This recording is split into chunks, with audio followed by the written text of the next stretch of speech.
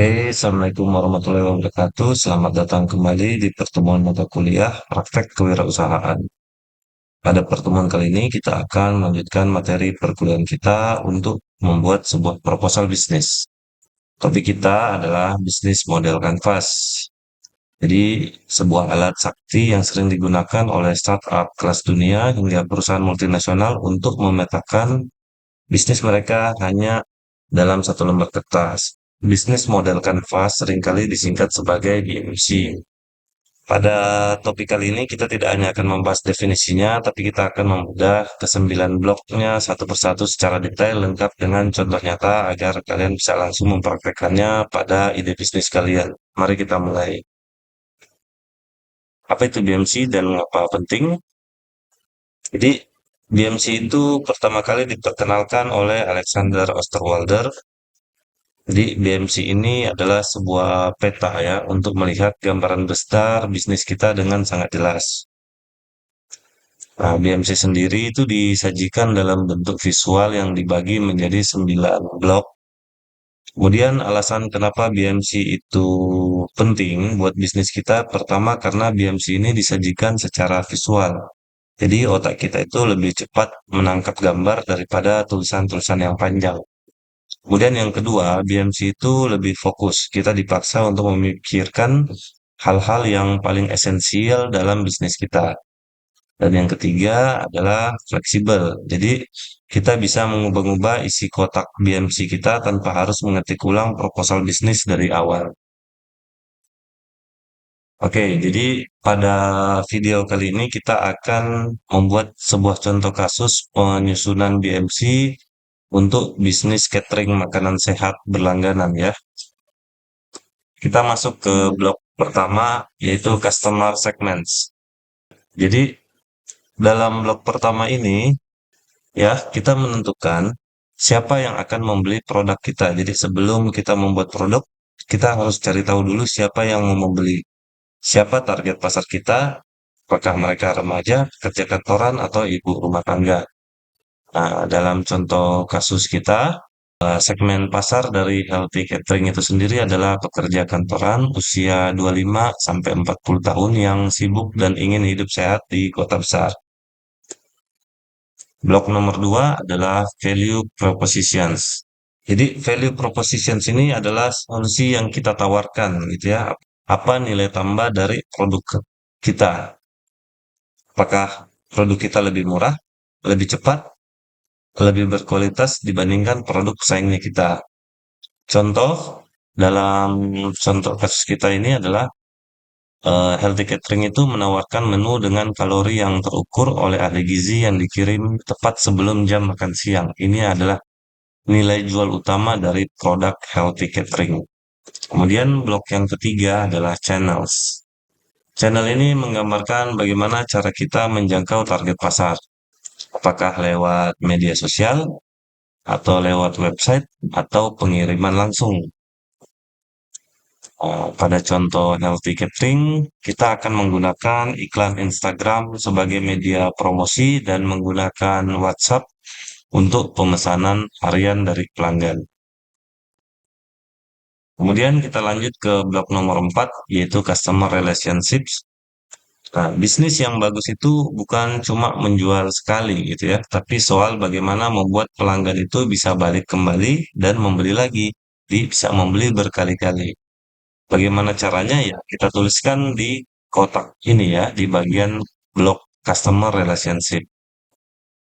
Nah, contohnya dengan menjaga komunikasi dengan pelanggan atau dengan cara memfokuskan pada kepuasan pelanggan. Pada contoh healthy catering, customer relationships akan dibangun dengan cara membuat fitur via chat ya, konsultasi gizi gratis via chat atau program poin berhadiah setiap kali 10 pesanan gitu ya yang dilakukan oleh pelanggan. Kemudian blok nomor 5 adalah revenue streams.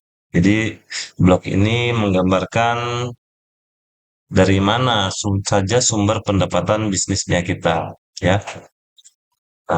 Dalam contoh healthy catering, sumber pendapatan bisnis nanti akan berasal dari penjualan paket harian, kemudian ada paket langganan bulanan, dan juga dari penjualan produk-produk tambahan seperti suplemen atau vitamin.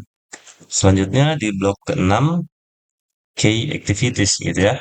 Nah, apa aktivitas utama dari bisnisnya kita? Jadi ini adalah blok yang membahas mengenai bagian internal bisnis kita, apa yang harus kita lakukan setiap hari supaya bisnis kita tetap bisa berjalan. Nah, contohnya kalau dalam bisnis healthy catering itu, key activities-nya adalah membeli bahan baku, kemudian melakukan proses memasak sesuai dengan standar gizi, dan melakukan manajemen pengiriman agar bisa sampai tepat waktu ke pelanggan. Kemudian blok yang ketujuh itu adalah key resources atau sumber daya utama.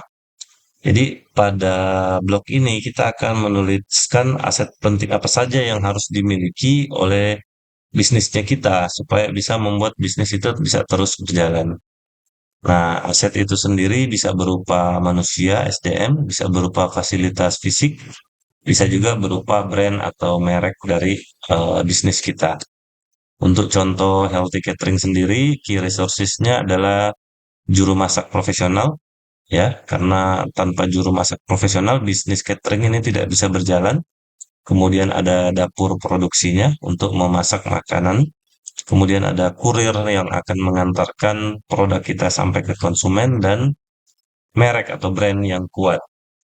Kemudian blok yang kedelapan itu adalah key partnerships atau siapa yang akan menjadi rekan kita dalam berbisnis nantinya. Jadi hampir sebagian besar bisnis itu tidak bisa berjalan sendiri. Bisnis itu membutuhkan pihak-pihak lain sebagai mitra. Di blok ini kita akan menuliskan siapa saja mitra yang akan membantu bisnis kita berjalan.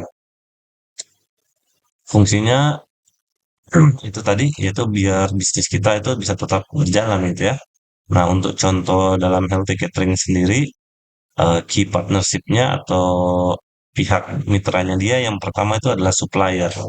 Ya, tanpa ada supply sayur-sayuran segar dari supplier, maka bisnisnya bisa saja terganggu. Kemudian, untuk mempermudah pengantaran produk kita kepada pelanggan, maka kita akan bekerja sama dengan jasa pengiriman seperti Gojek atau Grab. Serta kita membutuhkan influencer kesehatan ya untuk sebagai tempat untuk mempromosikan produk-produk dari healthy catering. Oke, di blok 9 kita lanjut adalah cost structure atau komposisi dari biaya bisnis kita. Jadi, semua kegiatan bisnis itu tentu membutuhkan biaya. Ya, di blok ini kita akan membreakdown struktur biaya yang menjalankan bisnis kita. Apa saja biaya terbesar yang kita keluarkan untuk bisnis kita ini. Jadi kita biasanya membagi biaya ini menjadi biaya tetap dan biaya variabel, gitu ya. Nah, contoh dalam healthy catering, kita ada struktur biaya seperti biaya untuk pembelian bahan baku, untuk biaya gaji pegawai, kemudian biaya untuk pemasaran dan sewa dapur.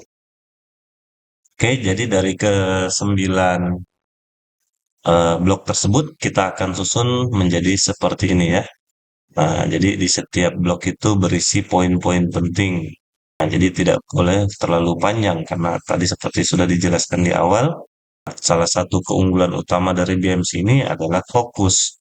Jadi kita harus mencari poin-poin penting dari setiap blok tersebut.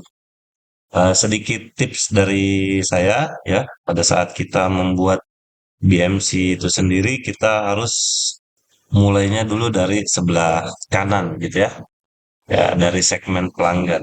Jadi kita tentukan dulu siapa yang akan membeli produk kita.